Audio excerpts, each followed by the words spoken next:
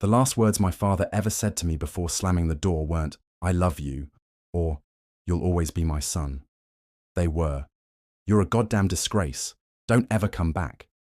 The word disgrace felt like acid. It didn't burn right away.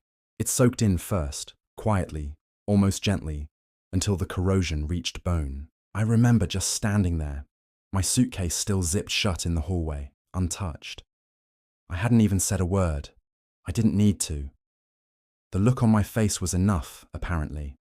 And my mum, she didn't say anything at all, just stared at the floor like it had all the answers she didn't want to give.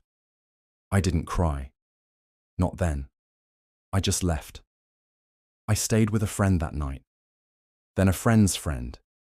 Then a shitty sublet with walls so thin I could hear my neighbor snoring through my earbuds. Rock bottom doesn't announce itself like people think. It doesn't come with sirens or dramatic music. Sometimes it shows up wearing your last name and leaves the door open just long enough to let the cold in. So how did I end up here?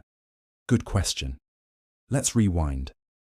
I was 25, working IT, just a regular guy, if a little too quiet for some people's taste. My sister Olivia had just gotten engaged to a guy named Miles, real estate agent, loud, shiny teeth. Always looked like he was trying too hard to be liked by the room, but only because he needed something from it. I never liked him, and I wished to God I had been wrong. Olivia and I weren't close, not really. Not since she hit her early 20s and started acting like she lived in a different tax bracket. She was my older sister by 2 years, but always acted like she was 10 years ahead of me in life. Still, I was happy for her, at first. Until I found out what Miles did, or more specifically, who he did. I had been working on my freelance side hustle, tech stuff mostly. One of my gigs was digital cleanup. Think, online reputation management for people who wanted to hide stuff. Legal, mostly. Occasionally, not so much. One night, I get this flagged report through a cleanup tool I use, a full export of a cheating site's user base that got leaked. I wasn't supposed to be seeing it, technically, but the tool picked up a red alert ping on an IP address I had tied to my own last name. Thought it was a glitch. It wasn't. It was Miles, not once. 17 logins, different emails, hookup profiles. One even listed his username as SmoothMiles89. I remember just staring at the screen, like the pixels would rearrange themselves if I blinked enough. 17. I could have ignored it, lied to myself, called it a prank, but Olivia deserved better. Even if we weren't close, even if she acted like my only function at family dinners was to fix the Wi-Fi. So I told her, straight up. She didn't believe me at first, laughed in that sharp way people do when they're trying not to fall apart. Then she got quiet. I sent the screenshots. She didn't reply for 2 days. When she finally did, it wasn't her. It was my father. I was called into a family discussion. That's how my mum phrased it in her text. A family discussion. Like this was a board meeting. Like betrayal had meeting minutes. They were all there. My dad, my mum, Olivia, even Miles. That smug piece of trash sat on their living room couch like he owned the place. You know what he said? He said I had hacked him. Said I faked the whole thing. Claimed I had some sick vendetta because I never liked him and was jealous of Olivia's success. My dad believed him. My own father. I showed them the proof again. The timestamps, the IP logs, even a few of the sites he used that had email verification receipts. Didn't matter. Miles said it was a deep-fake email scam, that I was technologically capable of framing him. My mum asked me gently, "Did you really do all this out of love?" Like this was Twilight and I had some brooding agenda. Olivia just cried. Not at him, at me and my father. He stood up, walked over, looked me in the eye and said, "You're tearing this family apart. You are no longer welcome in this house." The irony is that I didn't tear anything. I just flipped the light switch. They were the ones who built this house of lies. I left with nothing. No inheritance, No contact, no birthday texts, no Thanksgiving chairs. Just silence for a full year until last Friday. My phone rang. Dad's name. I stared at the screen so long it went dark again, then it rang again. I answered. His voice, shaky, like he'd aged a decade in 1 year. "It's about your sister," he said. "It's about your sister," he said. That sentence did more damage than all the silence that came before it, because despite everything, she was still my sister, and the tone in his voice told me something was very wrong. I didn't speak, just waited. She's not well. It's been going on for a while. She won't tell us much, but she's..." He stopped, took a breath like the air was costing him something. "She left Miles." I almost laughed. Not because it was funny, because of the absurdity of it. "A year later, a whole damn year, you're calling me now," I finally said, my voice a cracked whisper. "After everything?" "I know. I know we were wrong," he said, "but we need your help. She needs your help, please." I hung up. I didn't yell. I didn't curse. I didn't even say goodbye, just pressed end call and stared at the wall for 5 solid minutes. And then I sat down and did what I always do when things go to hell. I started digging, because if Olivia left Miles, it meant she found out the truth, or worse, she found out more.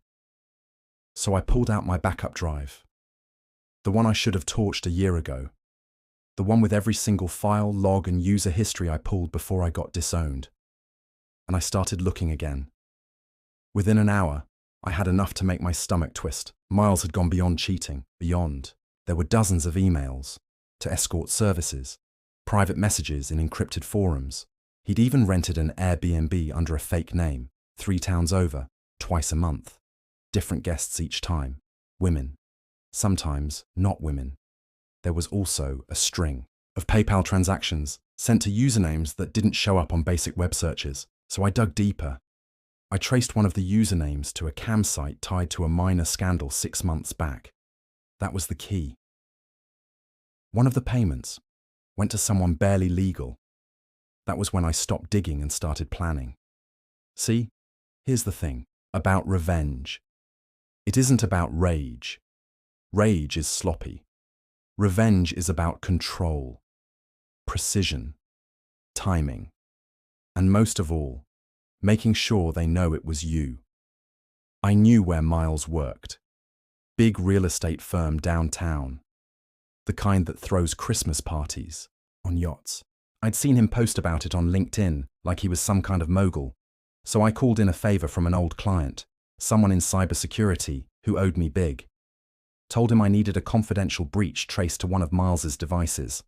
Not illegal, just a little reconnaissance. Within a week, I had what I needed. His company email passwords, location logs, multiple phone backups, private folder access from his iCloud. You'd think someone who accused me of hacking would have better digital hygiene. Idiot. But this wasn't going to be a simple leak and run. No, I wanted impact. So I built a digital file, the Book of Miles.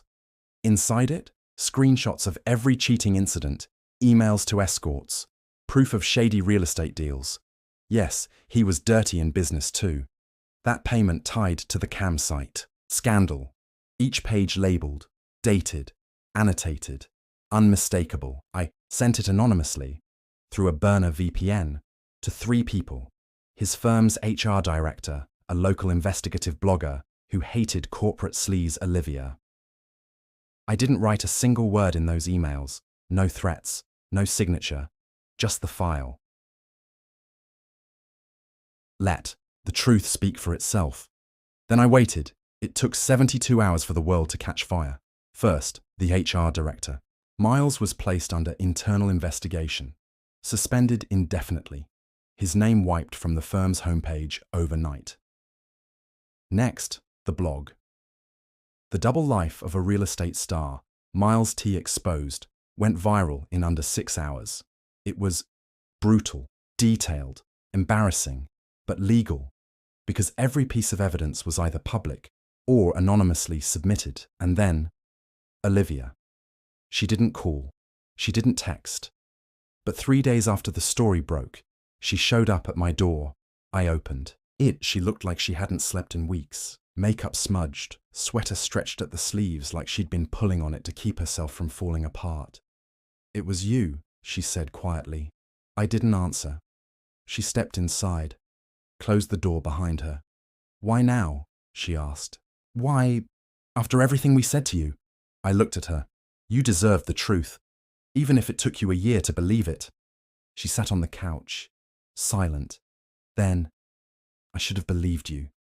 The air between us was heavy, not angry, just tired. Like two people who'd both been standing in the rain for too long without saying anything. "Why did he do it?"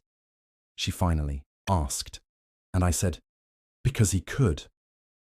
Olivia didn't speak for a long time after that.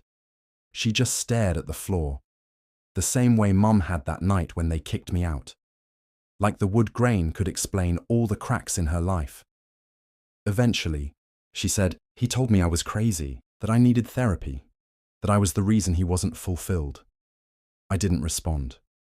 Because there are no words sharp enough to cut through that kind of gaslighting. You just sit with it. Let the silence hold the weight. Then she whispered, "The part that broke me." And I believed him. That's when I knew this wasn't just about revenge. This was about reclaiming reality, hers and mine. The fallout from the exposure hit fast.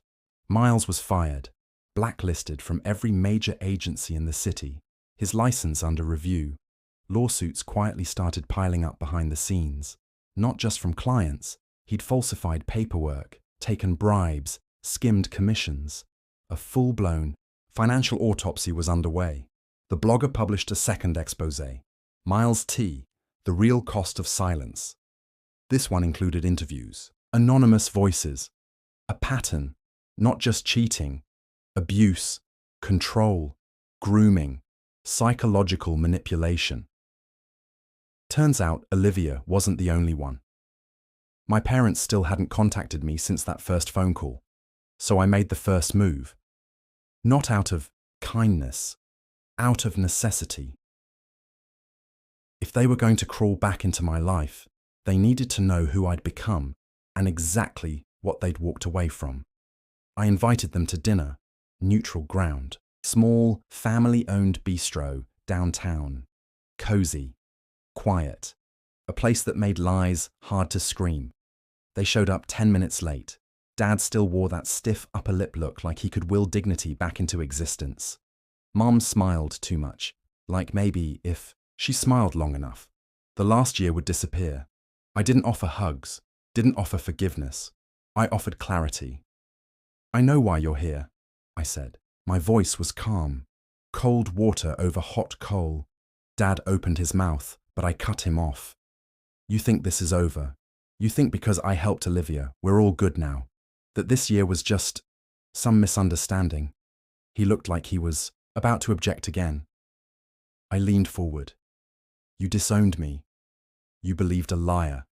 You stood behind a man who hurt your daughter, while throwing out your son." Mum started to cry. I didn't stop. I didn't do this to get back at you.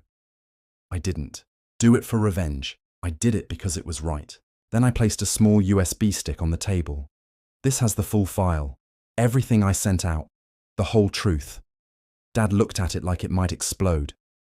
"You don't have to apologize," I said. "I'm not here for closure. I'm here to give you evidence, something you never gave me." Then I stood. "You get one chance to rebuild this bridge. It starts with Olivia, not with me." And I walked out. Olivia stayed with me for a month. She barely left the apartment at first, mostly sat curled up on the couch, watching old movies with the sound too low to hear. One night, she asked me if I hated her. I told her no. I told her I hated what fear does to people, how it turns love into silence, loyalty into denial. I told her she wasn't weak, just wounded. She cried for the first time that month, and I let her, because that's what real brothers do. A few weeks later, Olivia started therapy. She also started volunteering, first at a women's centre, then eventually running workshops about digital safety and spotting manipulation. The girl who used to roll her eyes at my computer stuff was now learning cyber hygiene from me over tea and leftover pasta. Funny how life realigns when the fog lifts. As for Miles, last I heard he left town, some rumour about him trying to start over out west. But out west, they have internet too, and nothing dies on the internet. He'll live the rest of his life knowing he's just one Google search away from being unemployable. That's not revenge. That's reputation. Mom emailed me last week. Subject line was just, thinking of you. No apology inside. No real content either. Just vague check-ins and soft phrases like, hope you're doing well. I didn't reply. Not out of anger. I'd burned through all that. I didn't reply because some things don't need closure. They need distance. Sometimes I still think about that night they disowned me. How easy it was for them to cut me out. How loud silence can be when it's dressed as family. But here's the thing. They gave me nothing, and I built everything. 6 months after everything went down, Olivia and I took a trip. Nothing extravagant, just a weekend cabin in the Tao, mountains. The kind where the cell signal dies and the silence is actual silence. Not the heavy, shame-choked kind we used to know. The real kind. Clean. Still. We spent the first day hiking. The second, we barely left the porch. She brought a notebook and sketched trees. I brought my laptop. Didn't open it once. It was the first time in years either of us felt peace. Late that evening, wrapped in a blanket and watching the sun bleed out over the ridge, Olivia asked me something I hadn't prepared for. Would you do it again? I knew what she meant. Not just the takedown, the file, the exposure. She meant everything. Digging into her life, stirring the trauma, making her face it all. I looked at her and said, with no hesitation, every damn step. She nodded. A single tear rolled down her cheek, but she smiled too. A real one, the kind you can't fake. Then I forgive you for not letting me live in the lie. When we got back to the city, Olivia applied to a certification program in counselling. She wants to work with women recovering from emotional abuse. Says she wants to be the voice she never had. Me? I kept building. Quietly. Strategically. No more rescuing people who wouldn't fight for themselves. But I never stopped watching. Because the world's full of predators like Miles. And someone needs to leave breadcrumbs for the people too lost to see the trap they're in. A year to the day after I was disowned, I got a letter, actual paper, envelope, no return address, handwritten. It was from Mum. The writing was shaky, like she'd tried 3 drafts before this one. She said she'd finally read the files, all of them. She said she cried for 2 days straight, not just for Olivia, but for me, for the son she left standing in a driveway begging to be heard. She didn't ask for forgiveness, didn't try to rewrite the past. She simply wrote, I see now, and I'm sorry, not for what happened. Because sorry won't fix that, but for who I chose to be in the moment that mattered most. That line stuck with me, in the moment that mattered most, because that's what defines people, not what they say on birthdays or holidays, but what they do when the fire hits. I didn't reply to the letter, didn't need to. Some stories don't need sequels. Some lessons are only learned when you sit in the quiet and feel the gravity of what you've done. But I kept the letter, folded, tucked inside my passport. Not as a memory, but as a reminder. There's a photo on my desk now. It's me and Olivia, at the cabin, arms around each other, both sunburnt and laughing like idiots. A stupid selfie, poorly lit, half out of frame. It's my favourite picture in the world because it's proof that truth costs everything, but buys you yourself back. Miles never saw me coming because people like him never think the quiet ones are dangerous. They think control is a weapon, but they forget control is just fear in a sharper suit. And when you take it away, they crumble, not in a blaze, not in a spectacle, but in silence, in shame, in being known. I was the villain in their story for a long time. But the thing about villains, sometimes the only difference between them and the hero is that the villain refused to stay silent, and I never will again.